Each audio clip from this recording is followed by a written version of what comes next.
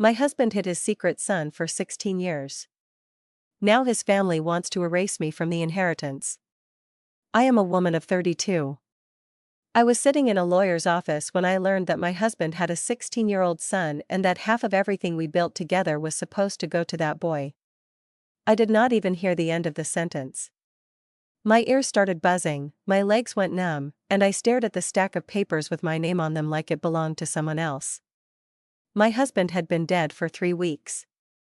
I still woke up at night reaching for his side of the bed, and suddenly, in that office, I was the intruder in a story I did not even know existed.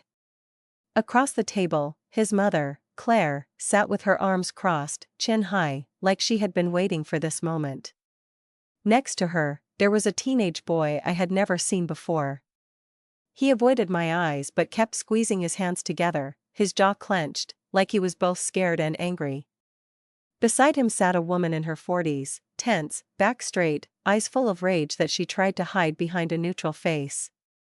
The lawyer called her Anna. He said she was the mother of the child. The child. The son of my husband, Thomas. The lawyer spoke slowly, like he was explaining something simple.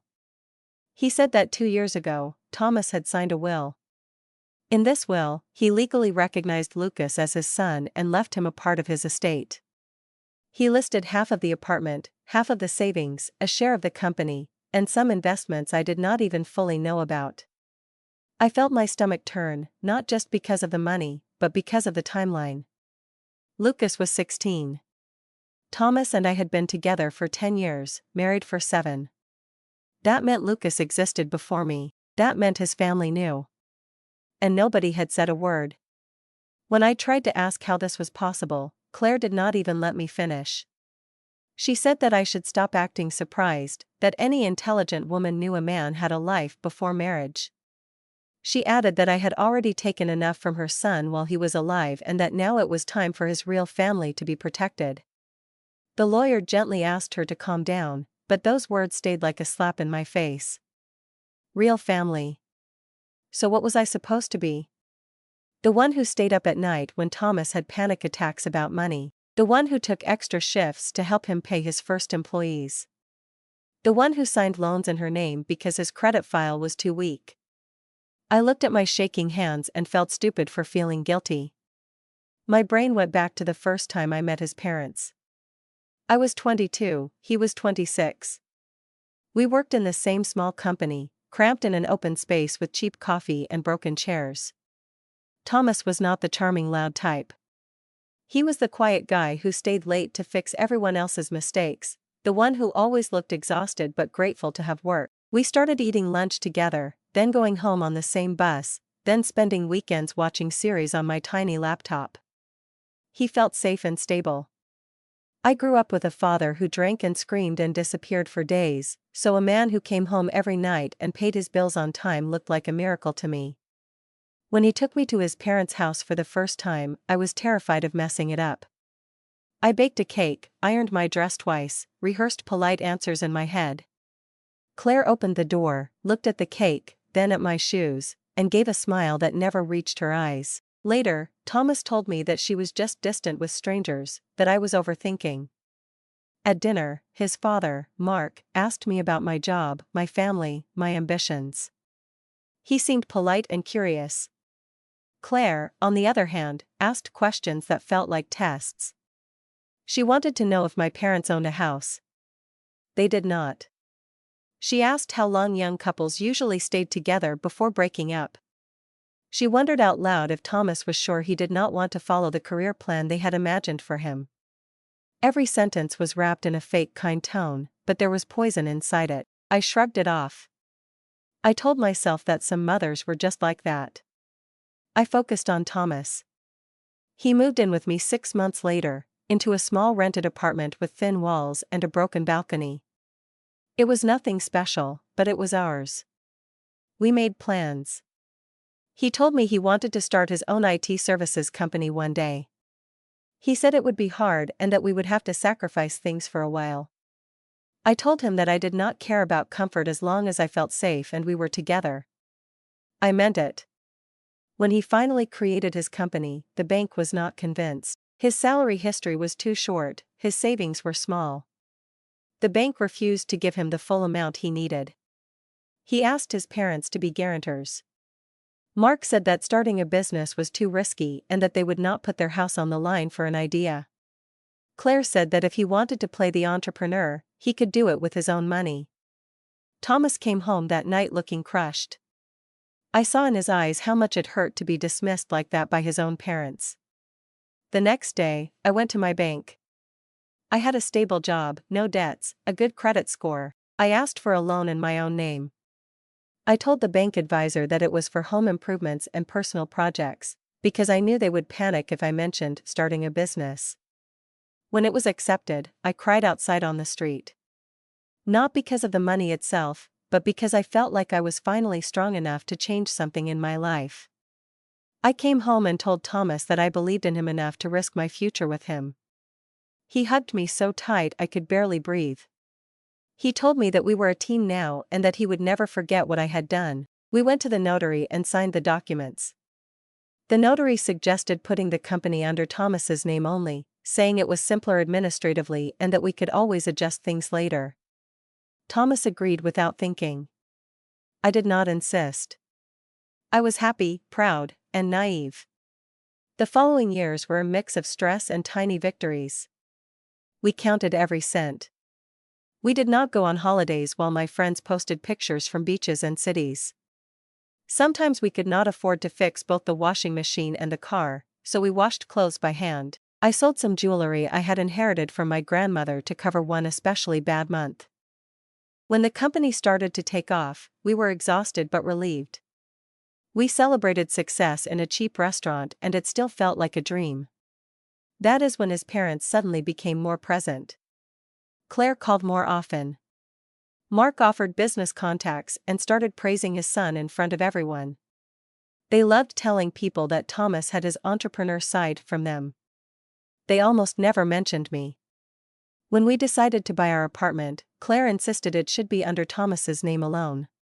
She said it was better for inheritance, easier for taxes, safer. She told me that we were young, that a ring on my finger was a stronger security than any paper. When I asked if we could at least be co-owners, she rolled her eyes and said that I was already lucky to have a man like Thomas. Around that time, strange things started to happen. Sometimes money left our account without clear reasons. Thomas said it was related to the business, tax adjustments, suppliers, all kinds of complicated things. He always had an explanation, but it never came with details. Sometimes he received calls late at night and left the room. He said they were important clients with technical emergencies. Sometimes he shut down, stayed distant for days, then came back as if nothing was wrong. When I asked if everything was fine, he got defensive. He said he was under pressure and that my questions made it worse. Half joking, half serious, I asked once if he was seeing someone else. He looked shocked and hurt. He told me that he would never cheat. He said that if he wanted to live another life, he would tell me and leave before doing something like that. The way he said it made me feel guilty. I apologized and promised myself I would trust him more. 3 years ago, while cleaning, I found a brown envelope in a box under the bed. Inside, there were bank transfer receipts.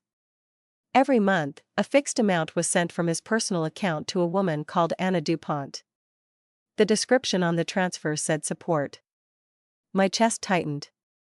The dates went back years, even before our marriage. I took pictures with my phone and waited for Thomas to come home. When I confronted him, he froze. Then he told me that Anna was an old friend from high school who had gotten into trouble and that he was helping her out. He said he had not told me because he knew I would worry and judge him for it. He acted offended that I had gone through his things. He made me feel like I was the one crossing the line. I ended up apologizing again, like an idiot. I did not know then that support meant child support. We started trying for a baby around that period. Every month that passed without a positive test chipped a piece of my heart away. I watched my cycle, counted days, Googled symptoms, and cried quietly in the bathroom when it did not work. Thomas grew colder each time I brought it up. He said we had enough stress with the company, that a baby would complicate everything, that maybe it was not the right time. I felt rejected but shut my mouth again. I was scared that if I pressed too much, he would leave. And then, 3 weeks ago, everything exploded. Thomas died of a heart attack while driving to a meeting. The police came to my door in the middle of the night. They said he had lost control of the car and hit a barrier. By the time the ambulance arrived, it was over. I do not remember much from that night. I remember screaming. I remember collapsing on the floor. I remember Claire arriving an hour later, crying loudly, hugging me and calling me her poor daughter, saying that no one could expect something like this. For a short moment, I believed we were united by grief. The funeral was a blur of faces, flowers, and meaningless phrases. People told me that I was strong, that Thomas had loved me, that he would want me to move forward. I wanted to scream at them. After the funeral, the crowd disappeared and reality started to fall apart. Claire came to the apartment with a folder. She said there were urgent administrative matters. She talked about the apartment, the company shares, the life insurance. She said we had to organize things correctly before problems appeared. Her tone was already different. More practical, colder. She told me that Thomas had updated his will 2 years earlier, after a personal event, and that his lawyer needed to see us. She insisted on coming with me. I was still in shock. I followed without thinking. That is how I ended up in that lawyer's office with her, with a stranger woman and a teenage boy I did not know. The lawyer explained that Lucas was Thomas's biological son. He said that a court had recognized it officially years before. He referred to a DNA test, a judgment, and previous child support arrangements. He spoke like it was common knowledge. I felt like I was the only idiot in the room who had no idea. Anna sat there, silent but tense, watching me like she expected me to attack her. Claire looked proud, like the truth was finally out. The lawyer then read part of the will. Thomas had written that he wanted to correct a past mistake, that he had been absent from his son's life and that he wanted to make sure Lucas would be protected. He left me the right to live in the apartment as long as I wanted, but half of its value would belong to Lucas on paper. The company shares were to be divided between me and Lucas too. A large sum of money was placed into a fund in Lucas's name, with Claire as a sort of guardian until he turned 18. When I heard Claire's name linked to the funds, my whole body went cold. I realized that she did not just want to protect a grandson she had discovered late. She wanted control. She wanted a way to push me aside and keep the money inside her bloodline. She had probably known about Lucas long before me. She had watched me work and sacrifice for years for a company and a home that she secretly thought should go back to her side of the family. I asked the lawyer since when Thomas knew Lucas was his son. He looked down and answered that, according to the documents, the paternity test and court decision dated back 16 years. The same age as Lucas. That meant two things at once. Thomas had gotten someone pregnant before he met me. And Thomas had known about Lucas the whole time we were together. He had kept this part of his life behind a wall and built another life with me on the other side, like they were two separate worlds. My heart broke in a new way. It was not just grief anymore. It was humiliation. I felt like my 10 years with him had suddenly shrunk into a secondary story. Claire watched my face and seemed almost satisfied to see me crumble. She said that she had always known that one day the truth would come out, and that she was tired of watching me act like I was the only one who had invested in Thomas. She reminded everyone that she had raised him and that I had only joined the story halfway. She said that Lucas had blood, that I only had a ring. While the lawyer talked about numbers and legal options, my head drifted back to all the red flags I had ignored. The regular transfers to Anna. The late-night calls. The strange sudden guilt he had sometimes, when he looked at children in the street and went silent. I remembered one particular fight when I had insisted about trying another fertility treatment, and he had snapped and said that maybe some people were not meant to have children and that I should stop treating him like a factory. I had ended up apologizing. Now I understood that he had probably been crushed by his own secret. He already had a child. A teenager. A whole other life that I was never supposed to share. I looked at Lucas again. He looked like Thomas. The same nose. The same way of clenching his jaw when he was angry. He was not responsible for any of this, but seeing his face felt like a betrayal written in flesh. I could feel my grief turning into something twisted that I hated in myself. Claire leaned towards the lawyer and asked him in front of everyone if there was a way to make sure I could not dilute the inheritance by selling things without their approval. She spoke like I was a danger, like I had come to steal from them. The lawyer said that for now, the will stood as it was. I was the widow. I had rights. Lucas had rights too. And if we could not agree, the court would decide. I walked out of that office with Claire's words in my ears. She told the lawyer that she would never let me walk away with what she called her grandson's future. I realized in that hallway that I had lost my husband and that now his family was going to battle me like an enemy, using his secret son as a weapon. And the most painful part was this simple fact: Thomas had put all of this in motion while he was still alive and had never found the courage to tell me the truth. That night, I sat alone on our couch, surrounded by his photos, his smell on the pillow, his clothes still in the wardrobe, and I understood something that hurt more than the funeral. My marriage had not been the life I thought it was. It had been half the truth. And the other half was sitting with my mother-in-law, being told that I was just in the way. The next morning, I woke up with swollen eyes and a dry mouth. For a short second, I forgot everything. Then the memory of the lawyer's office came crashing back. The secret son. The will. Claire talking about real family. I felt a wave of nausea. I could have curled up in bed and stayed there for days, but I knew Claire would not wait. She would move fast. I needed to decide if I would let her decide my future or if I would fight, even if it meant fighting against a dead man's choices. I called a lawyer recommended by a friend. Her name was Elise. I sent her the documents from Thomas's will and explained the whole situation as calmly as I could. I told her about the company, the apartment, the monthly transfers I had discovered 3 years earlier, the secret paternity, the way Claire had spoken to me. Elise listened in silence, then told me something simple. She said that the existence of a recognized child did not erase the rights of a spouse. She said that, legally, I was not a guest in this story. I had built things with Thomas.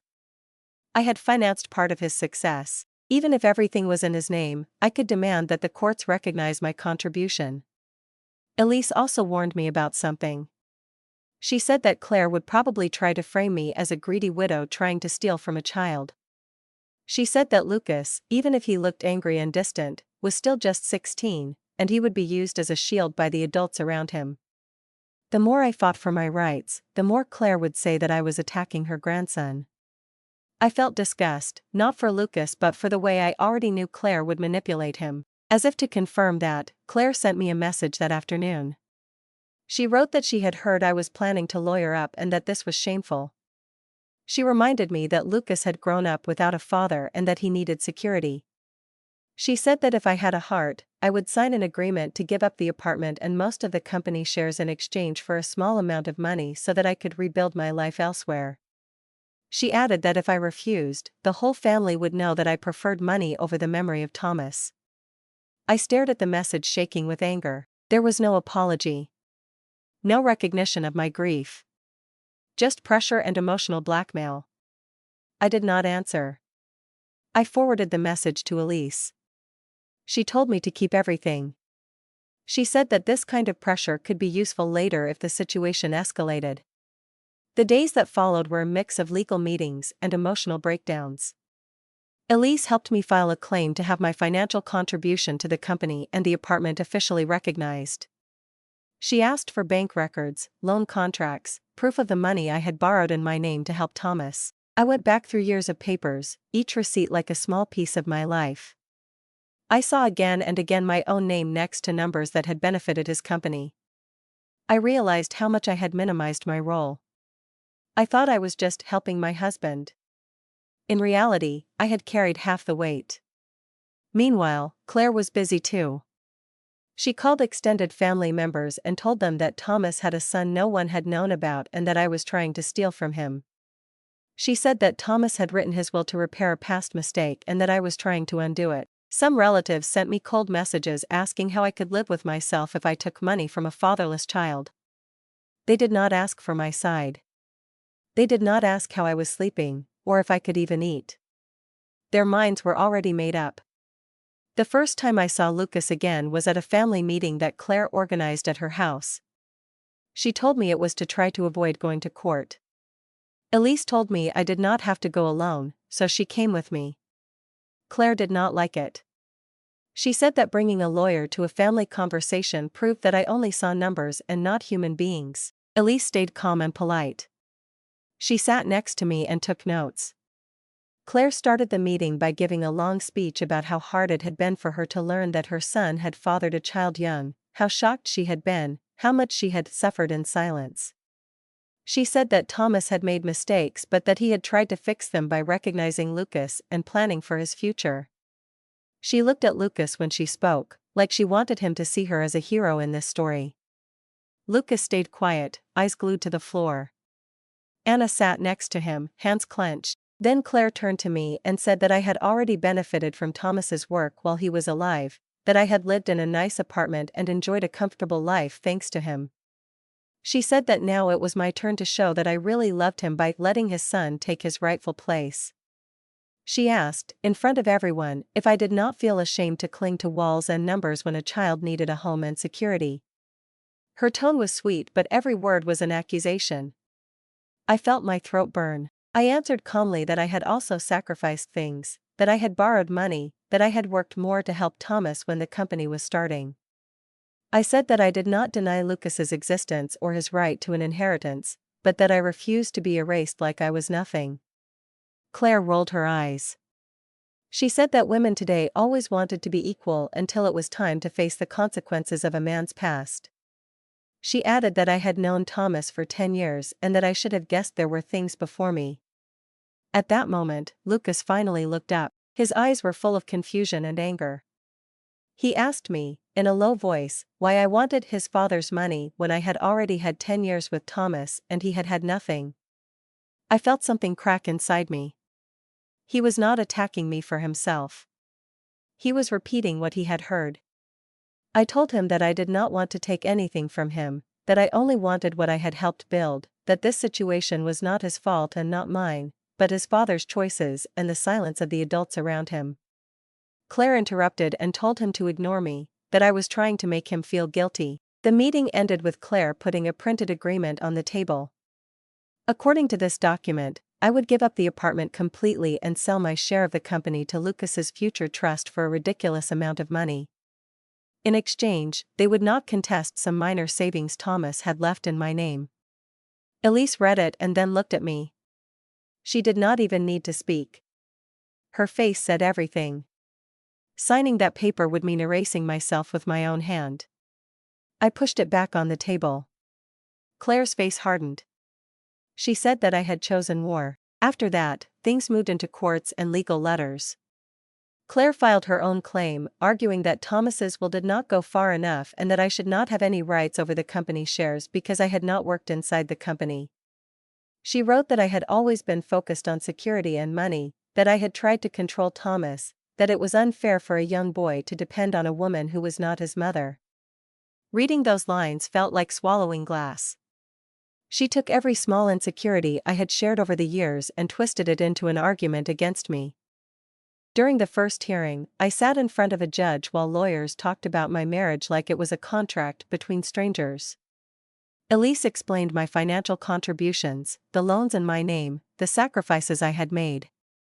She painted a picture of a young couple building a life together with unbalanced papers but shared efforts.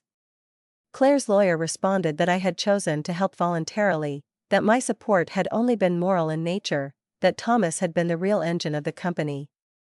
He said that I was trying to capitalize on his death. Claire sat behind her lawyer, shaking her head whenever Elise spoke. At some point, she started crying loudly, saying that she had already lost her son and that now she risked losing her grandson's future because of a greedy daughter-in-law. The judge asked her to calm down. Lucas was present too, sitting in a corner, pale, awkward, clearly overwhelmed. Anna avoided my eyes. I could not tell if she hated me, pitied me, or just wanted this over with. The judge did not give a final decision that day. He ordered a detailed evaluation of the company and the apartment, as well as an analysis of my financial involvement. It meant months of waiting, more tension, more gossip. During that time, my relationship with the rest of Thomas's family completely disintegrated. Some cousins blocked me on social media. One of Thomas's uncles sent me a message telling me that I was killing the memory of my husband by fighting his last will. No one asked me how it felt to discover a secret child in a lawyer's office. At home, the silence was heavy. I could not look at our wedding photos the same way. Every image of Thomas smiling at me had another shadow now, a 16-year-old boy he never had the courage to introduce to me. I went through his files and emails with a knot in my stomach. I found messages between him and Anna, years of conversations about money, school, health issues. He had been paying for Lucas's expenses, worrying about his grades, sending advice and encouragement. It was not just a forgotten child. It was a parallel life. The worst part was reading that, in private, he had written to Anna that he could not tell me yet because he was scared I would leave and that he could not handle losing both families. That sentence stayed with me. Both families. I realized that in his mind, I was just one side of his life. Claire and Lucas and Anna were the other. He chose to keep them separate until he died with that secret still in his chest. Instead of carrying the mess himself, he left it for us to fight over. Months later, when the evaluation finally came back, the judge called us again. The report confirmed that I had contributed significantly to the initial capital of the company and to the apartment. It showed the loan in my name. It showed the transfers from my account to his business during the early years. It proved that without my money, Thomas would probably never have been able to start his company or buy the apartment when he did. Elise argued that this meant I had rights beyond the simple terms of the will. Claire's lawyer tried to minimize it. He said that couples help each other and that it did not mean I owned anything. He kept repeating that the real victim in this story was Lucas, who had lived 16 years with almost no father while I had enjoyed Thomas every day. He said that morally, I owed Lucas a big part of my comfort. The judge listened, expression unreadable. In the final decision, the judge did something that both helped and hurt. He confirmed Thomas's will. Lucas would receive the part his father had planned for him. But he also recognized that my contribution to the company and the apartment gave me a personal claim over a portion of their value. Practically, it meant I would keep a bigger share than Claire wanted, but smaller than what it would have been if Thomas had written a will that really took my role into account. I did not win. I did not lose. I got a compromise that left everyone angry for different reasons. Claire was furious. In the hallway, after the decision, she told me that I had stolen from her grandson, that one day Lucas would understand what kind of person I was, that Thomas would be ashamed of me. She said that I should never contact the family again, that I was dead to them. I stood there, exhausted, and realized that something inside me had finally broken beyond repair. I did not answer. There was nothing left to say. Lucas avoided my eyes when they left. He had tears in his, which hurt more than Claire's words. He was just a kid caught between a mother, a grandmother, and a dead father's cowardice. I wanted to tell him that this was not his fault.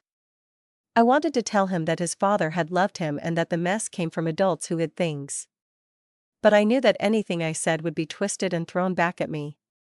So I stayed silent. In the months that followed, I sold my share of the company to an external buyer. It was painful, but I could not imagine working with Thomas's family after everything. I kept the apartment, but I knew that part of its value now belonged to Lucas. One day, when he turns 18, he will be able to demand his share. I plan to be ready to pay him or to sell if I must. I want to handle that part directly with him, without Claire in the middle, if he will allow it. Emotionally, I am still in pieces. Some days, I miss Thomas so much I feel like I cannot breathe. Other days, I hate him for what he did. For the lies, for the secrets, for leaving his son and his wife to tear each other apart in front of strangers.